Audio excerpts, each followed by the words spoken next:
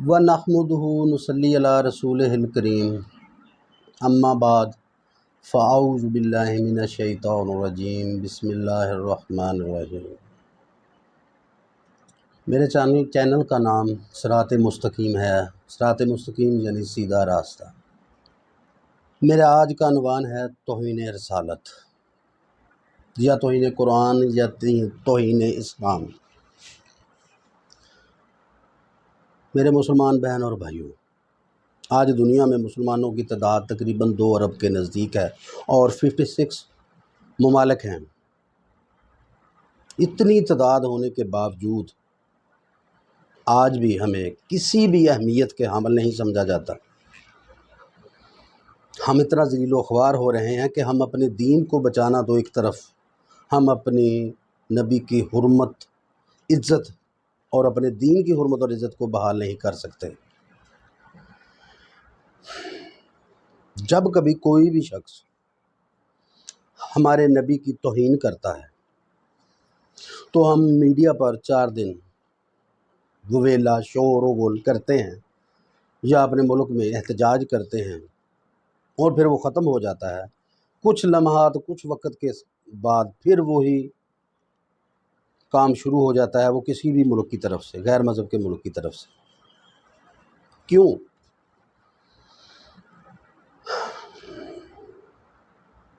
ہمارے نبی وہ نبی ہیں جو ہمارے لیے آخرت میں بھی شفاعت کا ذریعہ بنیں گے۔ ہمیں چاہیے کہ ہم وہ کیا کام کریں جس سے ہمارے دین کی کوئی تذلیل نہ کر سکے۔ وہ کام ہے صراط مستقیم، سیدھا راستہ۔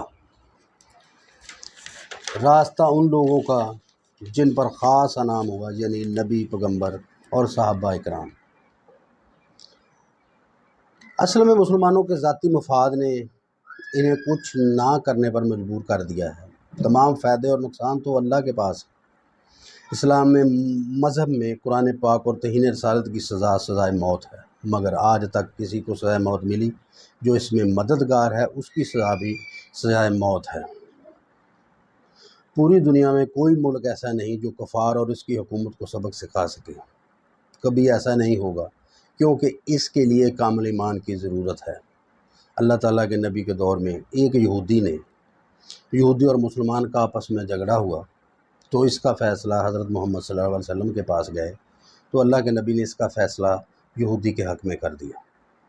کچھ دنوں بعد وہ شخص، مسلمان شخص، حضرت عمر کے پاس گیا اور حضرت عمر کی عدالت میں وہی کیس دائر کیا۔ جب یہودی کو بلایا گیا تو اس نے کہا کہ اس کا فیصلہ حضرت محمد صلی اللہ علیہ وسلم نے کر دیا ہے۔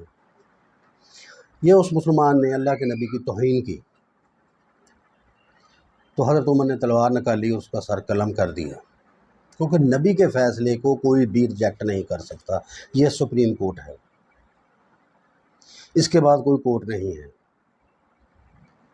آج کسی ملک کو اکانومی کا مسئلہ ہے، وہ جھک جاتا ہے انگریز کے سامنے۔ کسی ملک کو پیسے کی وجہ سے جھک جاتا ہے۔ اسی لیے اس دور میں یہ معاملات سرزد ہو رہے ہیں۔ ان قریب انشاءاللہ ایک وقت آئے گا کہ جب کوئی بھی شخص دنیا میں نبی پاک صلی اللہ علیہ وسلم کے خلاف کوئی آواز، کوئی بات نہیں کر سکے گا۔ اس کے لیے ہمیں اتحاد، محبت اور تمام لوگوں کا اکٹھے ہونے کی ضرورت ہے۔ یہ ہندو لوگ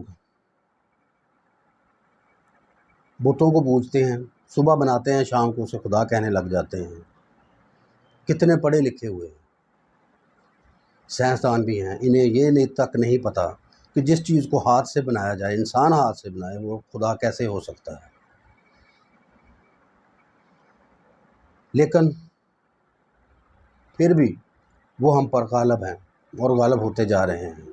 آپ سے التماس ہے کہ اپنی دین کی طرف لوٹیں اور انہیں روکیں۔ پلیز میرے چینل کو، صراط مستقیم کو سبسکرائب، لائک، شیئر اور کمنٹ باکس میں مجھے اگر کسی بات میں کمی ہے یا خامی ہے وہ ضرور بتائیں تاکہ میں اس کو بہتر بنا سکوں۔ فی امان اللہ۔